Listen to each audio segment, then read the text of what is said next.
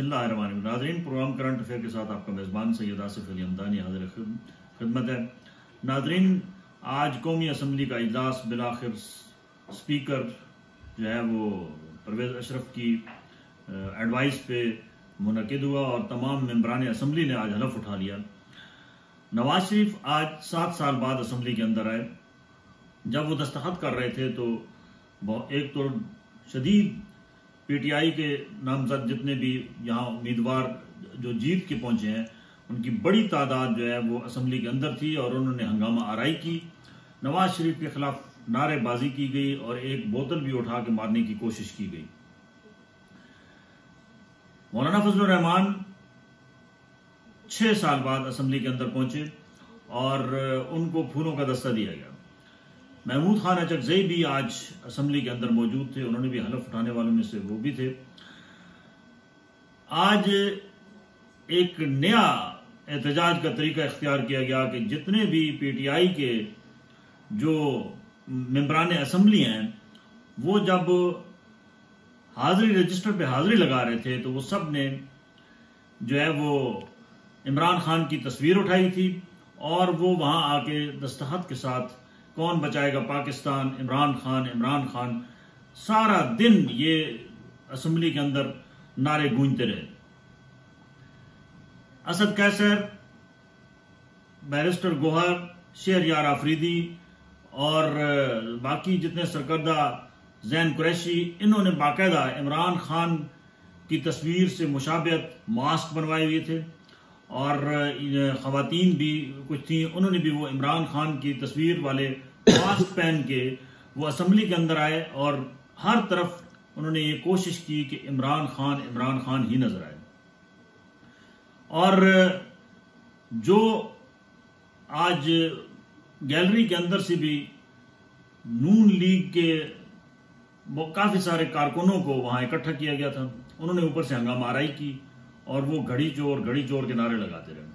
हमारी असम्बली का कोई माजी कोई इतना शानदार नहीं है। यहाँ पे लेजिस्लेशन के बजाय ज्यादातर एक दूसरे की टांगे खींचने, एक दूसरे के ऊपर हमले करने और असम्बली के सवालात के पेपर फाड़ देने और एक दूसरे के मुंह के ऊपर दुपट्टे मारने, ये माजी में भी होता रहा है। कोई हमारी इतनी शानदार रिवायात नहीं है।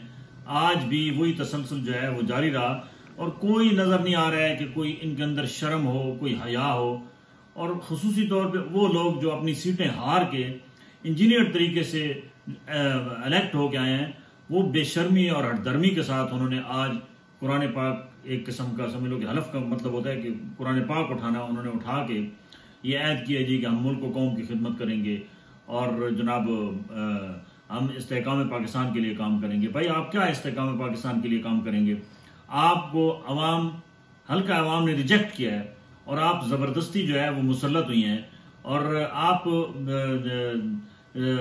इलेक्शन नताइज रातों रात आपके तब्दील किए गए हैं, तो आपको कुछ तो खौफ खुदा होना चाहिए। ये सीटें, ये सब कुछ आर्जी है, ये आना जाना है और आपने मरना नहीं है, मरने का कोई खौफ नहीं है, क्योंकि एक दिन अल्लाह के पास तो जाना होगा ना। ये झूठा हलफ उठाना बहुत बड़ा जुर्म है और ये सूबाई असम्बली के अंदर भी ये सूरत हाल है और कौमी असम्बली के अंदर भी आज बेशतर रहनुमा वो थे जिन्होंने झूठा हलफ उठाया और इसका खमियाजा तो इस दुनिया में भी शायद वो भुगतेंगे और आखिरत में तो लाजमी हिसाब देना होगा, क्योंकि अल्लाह देख रहा है।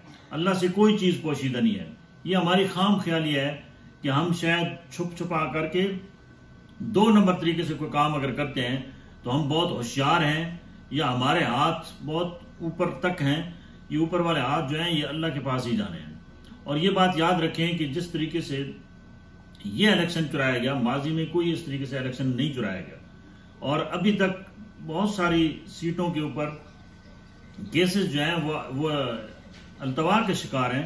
उसके बावजूद जितने मुतनाज़ा मेंबरान असम्बली थे उन सब ने आज हलफ भी उठा लिया। इसके बाद कुछ भी नहीं होना है, क्योंकि इस मुल्क की रिवायत है कि हमारा जो इंसाफ का निज़ाम है वो भी माशाअल्लाह, बंदा कब्र में पहुंच जाता है तो इंसाफ तब भी नहीं मिलता और साल साल केस लटके रहते हैं और कभी भी इंसाफ के जो लोग मुतमन्नी होते हैं उनकी ख्वाहिशें दिल के अंदर ही दम तोड़ जाती हैं। तो ये सिलसिला अभी भी जारी है और ये सिलसिला जारी रहेगा, क्योंकि जब तक ये फरसूदा गलाजत भरा कंट्रोल्ड निज़ाम ख़त्म नहीं किया जाएगा, हकीकी जमहूरियत जो है वो इस मुल्क के अंदर नाफिज नहीं की जाएगी, तब तक ना जमहूरियत का ये जो ख्वाब शर्मिंदा ताबीर हो सकता है और ना ही अवाम की तामीर और तरक्की और इस मुल्क की खुशहाली का जो है वो ऑब्जेक्टिव जो है वो पूरा किया जा सकता है। ये जो कुछ भी है ये सिर्फ फर्जी मामला सारे चलाए जाने की कोशिश की जाती है, जो कि इंतहाई खतरनाक है।